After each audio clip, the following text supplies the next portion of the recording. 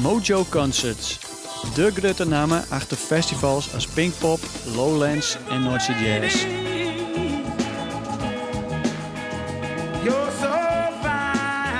Opnames maatje op kantoor van Mojo is net gebruikelijk, maar voor Oma Vissel wordt een uitzondering maken.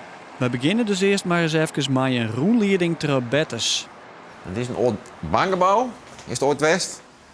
Onder gracht, hè? En dan komen we er even verder.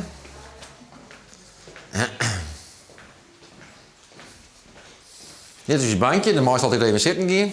Dit is uw promotieafdeling. Oké. Dus de mensen die hier zitten, die zorgen dat het bekend is dat er een show is die we doorgaan op een festival.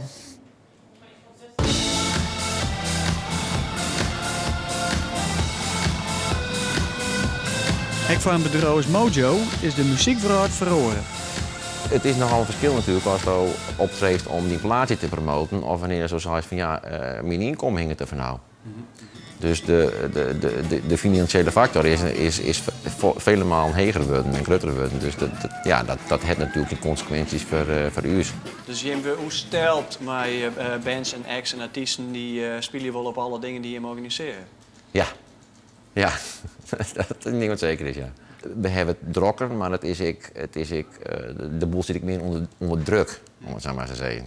Wil ik nog geen boppers op een kantoortje? Werd het Friese hart klopt. Nou, dan kom maar even dan. En dit is mijn kantoor. Hier zit ik. En dit is mijn plakje. Zo. Nou, welkom. Hoe zullen ze bij Mojo eind in de DIY-trend in de muziek on?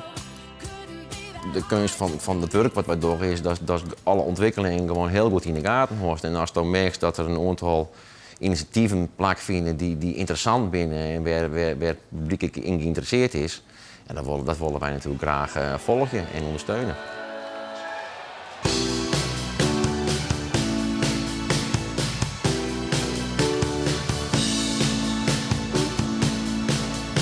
Dus festivals zijn natuurlijk dat zijn hele mooie platforms in Twurg voor bands om zich in de kijker te spelen. Dus ik denk, vooral voor bands die correct beginnen, is het gewoon heel belangrijk dat ze daar staan. DIY dus geen concurrentie voor een instituut als Mojo? Nee, ik denk dat juist elkaar kan versterken. Nee, dat is helemaal geen concurrentie.